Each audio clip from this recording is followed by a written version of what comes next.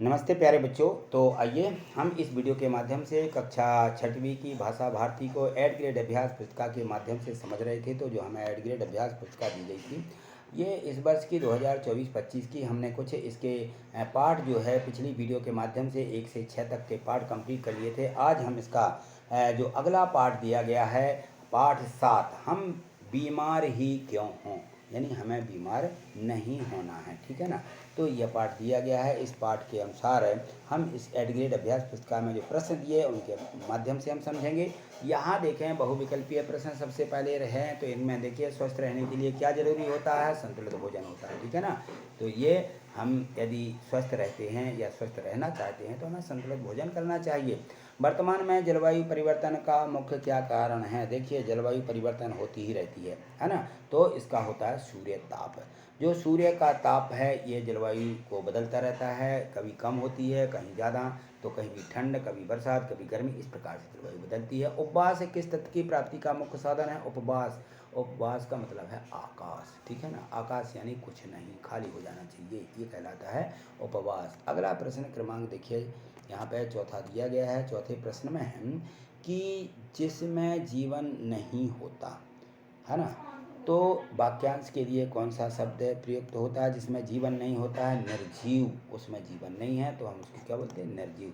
वायु तत्व की प्राप्ति का अन्य साधन क्या है? तैराकी। यदि हमें वायु तत्व की प्राप्ति करना है तो तैराकी आपको बनना पड़ेगा। तैराकी से आपकी वायु तत्व जो होती है उसकी हमें पूर्ति हो जाती है, वायु मिल जाती है।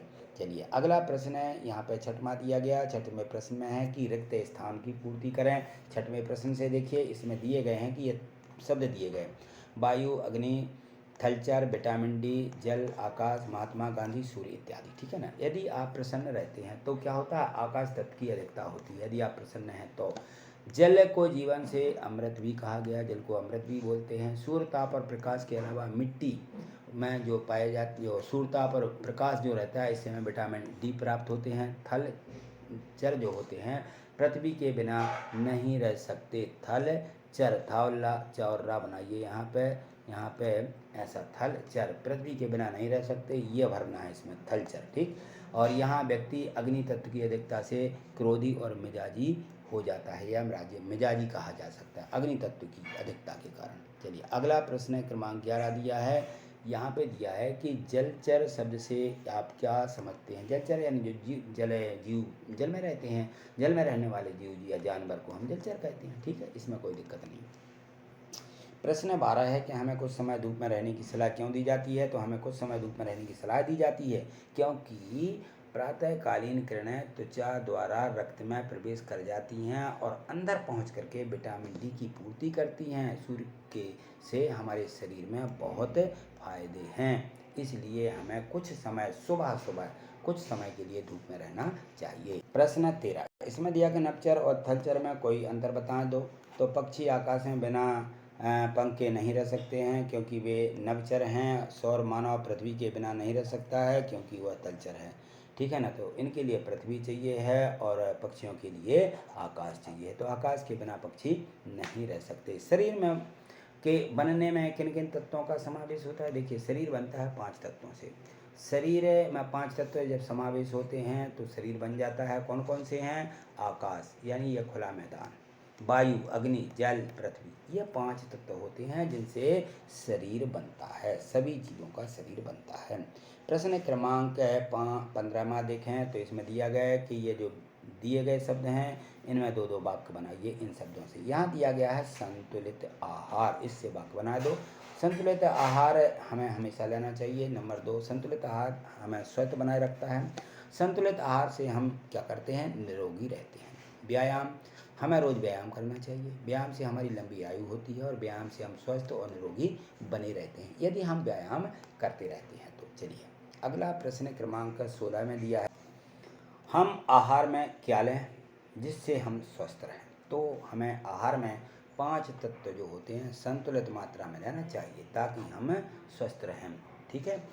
प्रश्न क्रमांक 17, सूर्य का उचित लाभ आप कैसे ले सकते हैं? तो सूर्य का सही लाभ लेने के लिए स्वास्थ्य विशेषज्ञ सूर्य निकलने से पहले उठना होगा, यह अच्छा माना जाता है। यदि हमें सूर्य का लाभ लेना है, सूर्य के प्रकाश का लाभ लेना है, तो सूर्य उदय के पहले ही हमें उठना चाहिए। चलिए अगला प्रश्न है, प्रश्न 18, आप वायु तत्व को प्रदूषित होने से कैसे बचाएंगे? वायु तत्व जो होता है इससे प्रदूषित होने से इनके उपाय बताइए। तो रासायनिक पदार्थ है इनका कम उपयोग करें और पेट्रोल तथा डीजल से चलने वाले जो वाहन हैं उनका भी कम उपयोग करें। उद्योग से निकलने वाली जो धुआं होता है उनका प्रबंधन होना चाहिए, धुएँ का। ठीक, तो यहाँ लिख दीजिए धुएँ का सही प्रबंधन करके। ठीक है, उद्योगों से निकलने वाला जो धुआं रहता है बहुत ज़्यादा प्रदूषित होता है।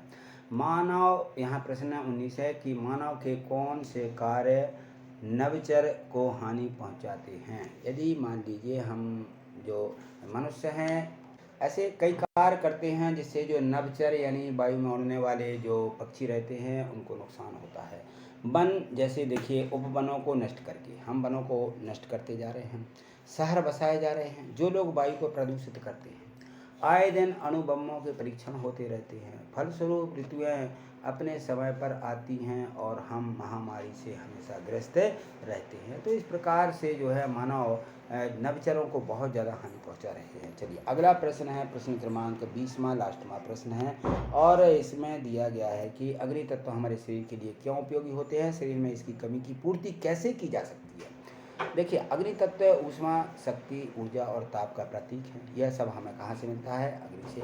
हमारे शरीर में जितनी गर्माहट होती है वह अग्नि तत्व के कारण ही है। यही तत्व अधिकांश रूप से शरीर को निरोगी रखता है, इससे बल और शक्ति प्राप्त होती है। शरीर में अग्नि तत्व की पूर्ति स्वस्थ अग्नि तत्व वाले खाद्य पदार्थों, मसाले, मिर्च, काली मिर्च और लाल मिर्च जैसी तीखी शिमला मिर्च आदि से तत्व की पूर्ति की जा सकती है यदि हमारे पास अग्नि तत्व नहीं है तो। ठीक, तो ये दिए गए थे, इसमें प्रश्न क्रमांक 20 दिए गए हैं 1 से। तो ये आपने अपनी एड ग्रेड बुक में इनको भर लीजिए, समझ भी लिए होंगे। तो मुझे पूर्ण विश्वास है कि आपको समझ में आ ही गए होंगे। तो आज इतना ही, मिलते हैं अगली वीडियो के माध्यम से। यदि आगे अपनी एड ग्रेड बुक में इसी प्रकार से पढ़ना चाहते हैं, समझना चाहते हैं तो आप चैनल को सब्सक्राइब करके रखें और प्रत्येक वीडियो को लाइक करके अपने दोस्तों को भी शेयर करते जाइए। ठीक है, थैंक यू, धन्यवाद।